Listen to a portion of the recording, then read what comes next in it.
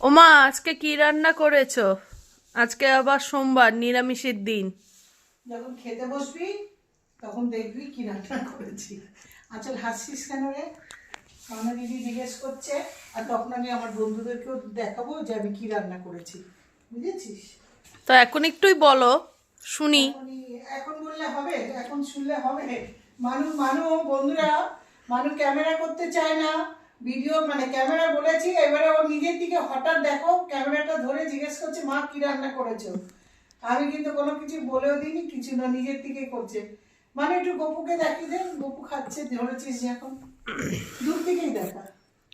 তো দেখো গপুকে খেতে দিয়েছি, এবারে আমি মানুকে আর আঁচলকে খেতে দেবো, সেটাও তোমাদের সঙ্গে আমি শেয়ার করবো।